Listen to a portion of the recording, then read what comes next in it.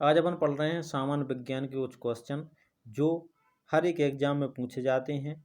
ठीक है, बहुत ही इम्पोर्टेंट है। ठीक है, तो पहला क्वेश्चन है आपका। पहला क्वेश्चन क्या हो जाएगा? अम्ल वह पदार्थ है जो क्या करता है? प्रोटीन देता है। तो अम्ल वह पदार्थ है जो क्या देता है? प्रोटीन देता है। ठीक है। दूसरा क्वेश्चन हो जाएगा, क्षार वह पदार्थ है जो प्रोटीन को क्या करता है? ग्रहण करता है। तो क्षार वह पदार्थ है जो क्या करता है? प्रोटीन को ग्रहण करता है। तीसरा क्वेश्चन है, अम्ल व क्षारों की अभिक्रिया के फलस्वरूप बने पदार्थों को क्या कहते हैं? तो बने पदार्थों को बोलते हैं लवण। क्या बोलते हैं इसको? लवण बोलते हैं। ठीक है। अगला क्वेश्चन है, उदासीनीकरण क्रिया से बनता है। उदासीनीकरण क्रिया से क्या बनता है? तो उदासीनीकरण क्रिया से बनता है लवण और जल। क्या बन जाएगा? लवण और जल बन जाएगा। ठीक है। अगला आपका क्वेश्चन है, अम्ल एवं क्षार के परिरक्षण के लिए किसका उपयोग किया जाता है? तो अपन करते हैं लिटमस का। क्या करते हैं? अगर अम्ल और क्षार देखना है तो अपन किसका का प्रयोग करेंगे? लिटमस पेपर का उपयोग करते हैं। उसी में पता चलता है कि अम्ल है और क्षार है। नीला लिटमस पत्र को लाल कर देता है। अगर नीला और लाल कर दे लिटमस पेपर को तो वो क्या कहलाएगा? अम्ल कहलाएगा। लेकिन अगर दूसरी कंडीशन देखें, लाल लिटमस पत्र को अगर नीला कर देता है तो वो क्या कहलाएगा? क्षार कहलाएगा। ठीक है। पीएच स्केल का परास कितना से कितना होता है? कितने से कितना होता है? ठीक है, तो इसका परास रहता है 0 से 14 तक। देखो, इसकी तीन कंडीशनें होती हैं। एक होता है अम्ल, एक होता है क्षार, एक होता है उदासीन। ठीक है, तो अगर 7 0 से लगाकर 7 तक है, ठीक है, 7 के नीचे आ जाएगा तो अम्ल हो जाएगा, 7 से ऊपर जाएगा तो क्षारीय हो जाएगा, और अगर 7 पे ही फिक्स है तो वो हो जाएगा उदासीन। तो ये कंडीशन हो गई। और कहाँ तक रहता है? केवल 14 तक ही रहता है। पीएच का परास हमें हमारा शरीर कार्य करता है। किस पीएच परास में हमारा शरीर कार्य करता है? तो वो 7 से 7.8 के बीच में कार्य करता है। ठीक है। अगला क्वेश्चन है, उदासीन विलयन का पीएच मान बताइए। तो उदासीन विलयन का हमने अभी आपको बताया है, तो हमेशा किस पर रहता है? 7 पर रहता है। ठीक है। अगला है, पीने वाले जल को जीवाणु से मुक्त करने के लिए रोगाणुनाशक के रूप में किस यौगिक का प्रयोग किया जाता है? तो वो है आपका बरंजक चूर्ण का प्रयोग किया जाता है। ठीक है। अगला है, साधारण नमक का रासायनिक सूत्र क्या होता है? तो वो होता है आपका सोडियम क्लोराइड, मतलब NaCl। NaCl साधारण नमक का रासायनिक सूत्र, इसको क्या बोलते हैं? Sodium chloride. बरंजक चूर्ण का रासायनिक सूत्र क्या होता है? तो बरंजक चूर्ण का रासायनिक सूत्र है CaOCl2। CaOCl2 इसका ही बरंजक चूर्ण का रासायनिक सूत्र है। अपचय का उपचार करने के लिए किस औषधि का प्रयोग होता है? तो वो है आपका एंटीसेड औषधि का प्रयोग किया जाता है। साधारण नमक का रासायनिक नाम क्या है? तो साधारण नमक का रासायनिक सोडियम क्लोराइड, अभी देखा था, NaCl। अम्ल का स्वाद कैसा होता है? तो अम्ल हमेशा कैसे होते हैं? खट्टे होते हैं, ये पता होना चाहिए।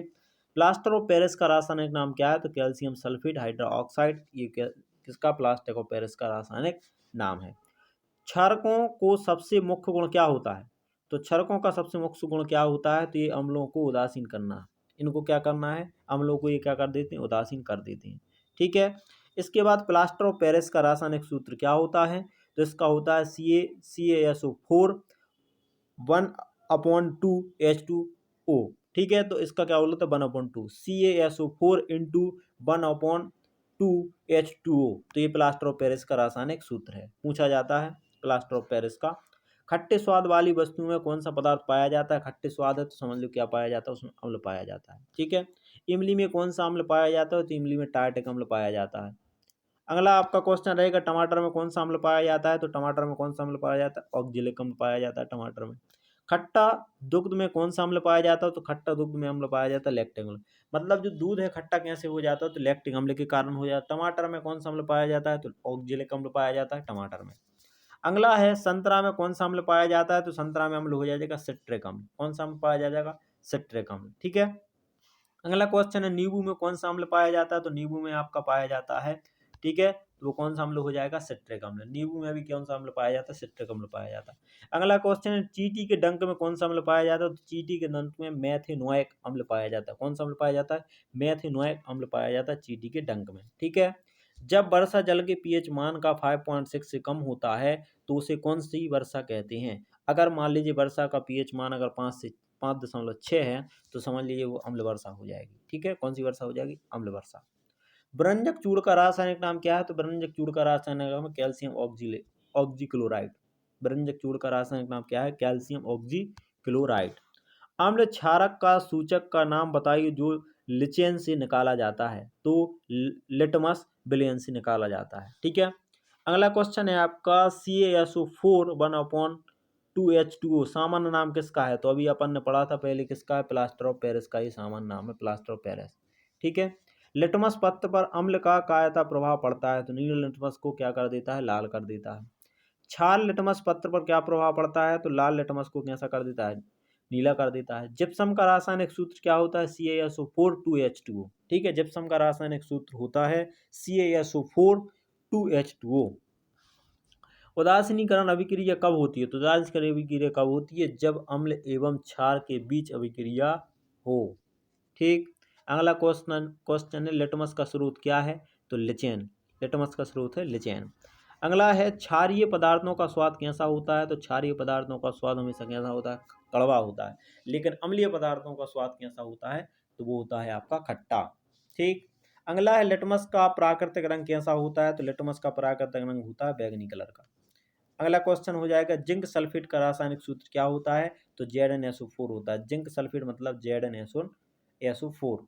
ठीक, अगला है कपड़ों के विरंजन के लिए किस यौगिक का उपयोग किया जाता है? तो वो है आपका विरंजक चूर्ण। क्या हो जाएगा ये आपका? विरंजक चूर्ण का प्रयोग किया जाता है। अगला है बेकिंग सोडा का रासायनिक बताइए। तो बेकिंग सोडा का रासायनिक नाम होता है सोडियम हाइड्रोकार्बोनेट। ठीक है, सोडियम हाइड्रोजन कार्बोनेट इसका होता है रासायनिक नाम। अगला है प्राकृतिक सूचक का नाम बताइए। प्राकृतिक सूचक का नाम है हल्दी, हल्दी या लिटमस। ठीक है, ये प्राकृतिक सूचक के नाम है।